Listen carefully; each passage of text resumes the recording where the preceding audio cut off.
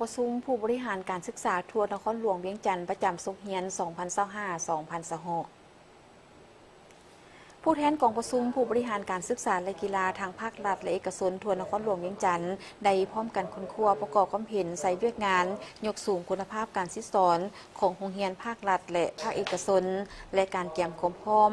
สร้างห้องป .6 เพื่อรองรับการปรับปรุงหลักสูตรแห่งชาติ 6+3+3 วันที่ 26 สิงหาคม 2026 อยู่ที่โรงเรียนทฤษฎีการเมืองและการปกครองนครหลวงเวียงจันทร์ได้จัดกองประชุมผู้บริหารการศึกษาและกีฬาทั่วนครหลวงเวียงจันทร์ประจำศุกร์เฮียน 2025-2026 ขึ้นอย่างเป็นทางการโดยมีคณะกรรมคณะแผนกและบรรดาผู้บริหารการศึกษาทุกขั้นเข้าร่วมท่านนางลีปาเอียลีโบเปาหัวหน้าแผนกศึกษาธิการและกีฬานครหลวงเวียงจันทร์ในนามประธานกองประชุมได้กล่าวว่า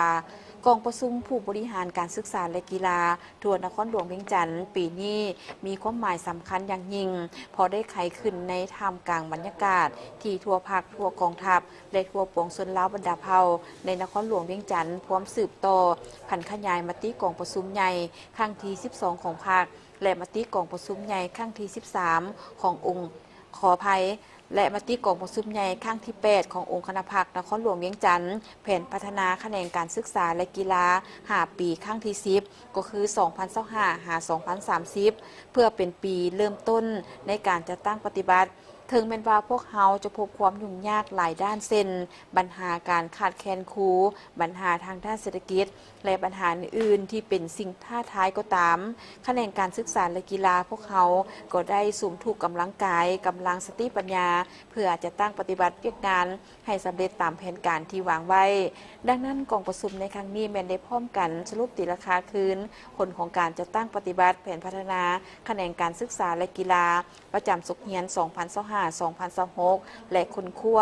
ประกอบคำคิดคำเห็นใส่บรรดาหัวข้อที่ได้นำเสนอเป็นต้นแมนวิธีแก้ไขการปราการเรียนที่เป็นปัญหาฮีบด่วน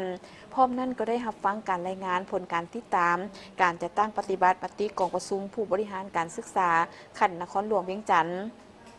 รับฟังบทเสนอการจะตั้งปฏิบัติเวียกงานยกสูงคุณภาพการซิดซอนของต่างหน้าโรงเรียนภาครัฐและเอกชนการรายงานการเกี่ยมความพร้อมสร้างห้องป .6 เพื่อห้องรับการปรับปรุงหลักสูตรแห่งชาติ 6+3+3 การจะตั้งปฏิบัติเวียกงานสามัญวิชาชีพการรายงานผลของการค้นคว้าเป็นกลุ่มซึ่งกองประชุมดังกล่าวจัดขึ้นในวันที่ 26-27 สิงหาคม 2026